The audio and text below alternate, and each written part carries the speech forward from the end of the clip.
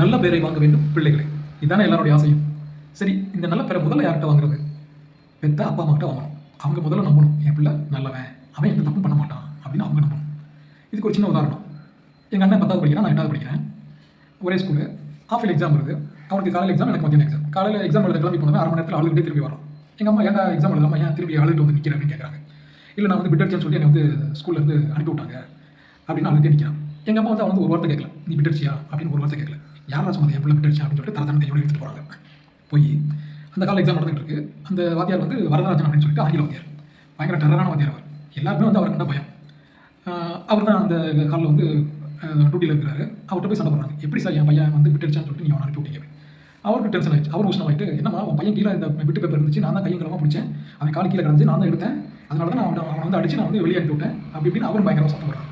எங்கள் அம்மா வந்து படிக்காதவங்க தான், 5வது வரைக்கும் தான் படிச்சிட்டாங்க. இருந்தாலும் அவங்க வந்து ரொம்ப போல்டாக, அது எப்படி சார் கால் கீழே பேப்பர் இருந்தால் உடனே என் பையன் தான் பிட் அடிச்சு நீங்களே முடிவு பண்ணிடுறதா, விசாரிக்க மாட்டீங்களா, முன்னாடி இருக்கிற பையன் பின்னாடி இருக்கிற பையனெல்லாம் செக் பண்ண மாட்டீங்களா அப்படின்னு பேச பேச கொஞ்சம் சமரசமாகி அந்த வாத்தியார் என்ன பண்ணுறாரு, சரி இருங்கம்மா அப்படின்னு சொல்லிட்டு பக்கத்தில் இருக்கிற பேப்பர் பின்னாடி இருந்த பையன் பேப்பர்லாம் வாங்கி செக் பண்ணி பார்த்தா பின்னாடி இருக்கிற பையனோட கையெழுத்தும் அந்த பிட்டு பேப்பரில் இருந்த கையெழுத்தும் வந்து ஒன்றா ஒத்துமையாக இருந்திருக்கு. அந்த பையனை ஆக்சுவலாக பிட் அடிச்சுட்டு வாத்தியார் பக்கத்தில் வரும் பேப்பர் சுட்டி நான் காலத்தில் தூக்கி போட்டுருக்கான். விசாரிச்சதில் அவன் வந்து உண்மையை ஒத்துக்கிட்டான். அப்புறம் ஒரு மாதிரி சமாதானமாகி 1/2 மணி நேரம் எக்ஸ்ட்ரா கொடுத்து அண்ணன் வந்து எக்ஸாம் எழுத அனுமதி கொடுத்தாங்க.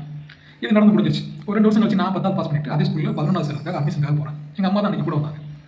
வந்தவங்க இப்போ ஹெச்எம் ரூமுக்கு வெளியில் நிற்கிறோம். இப்போ அந்த வரராஜன் சார் வந்து ஏஹெச்எம்மாக ப்ரமோஷன் ஆகிட்டார். அவர் தான் அன்றைக்கி வந்து அட்மிஷன் போட்டுருக்காரு.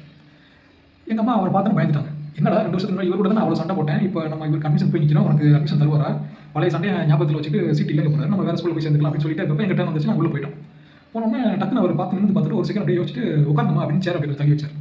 அதுக்கு முன்னாடி போன இந்த பேரண்ட் வந்து உட்கார வைக்கவே இல்லை. எல்லாமே நின்றுட்டே தான் சைன் போட்டு வெளியில் வந்தாங்க.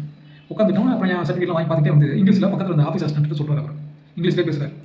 நான் லைஃப்லேயே பார்த்த ஒரு போல்டான லேடினா இந்த அம்மா தான். ஒரு 2 வருஷத்துக்கு முன்னாடி என் பையன் நம்மளோட பையனுக்காக அப்படி வந்து போல்டாக வந்து என்கிட்ட வந்து ஆர்கியூ பண்ணாங்க அப்படின்னு இங்கிலீஷில் பேசுகிறார். பேசி முடிச்சுட்டு கையெல்லாம் போட்டு கொடுத்துட்டு போய் ஃபீஸ் கட்டிட்டு ஜாயின் பண்ணிக்கப்பா அப்படின்னு சொல்லிட்டு என் மார்க் ஷீட்லாம் கொடுத்துட்டு டக்குனு எந்திரிச்சு அம்மா பார்த்து கூப்பிட்றாரு, போய்ட்டு வாங்கம்மா அப்படின்னாரு. வீட்டுக்கு வந்துட்டுமா முடிஞ்சிருச்சு. ஒரு 4-5 வருஷம் கழிச்சு காலேஜ்லாம் முடிச்சதுக்கப்புறம் ரிலாக்ஸாக இருக்கப்போ ஒரு நாள் அம்மாட்ட பேசியிருந்தோம். நான் கேட்டேன், எந்த தைரியத்தில் நீங்கள் வந்து அண்ணன் வந்து விட்டு அடிக்கலாம் தைரியமாக நம்பி அவனை போய் கூட்டிகிட்டு போய் சண்டை போட்டீங்க அப்படின்னு கேட்டேன். அதுக்கு அவங்க என்ன சொன்னாங்க தெரியுமா, என் பிள்ளை அந்த மாதிரி பண்ணியிருக்க மாட்டான், அவனை நான் அப்படி வளர்க்கல.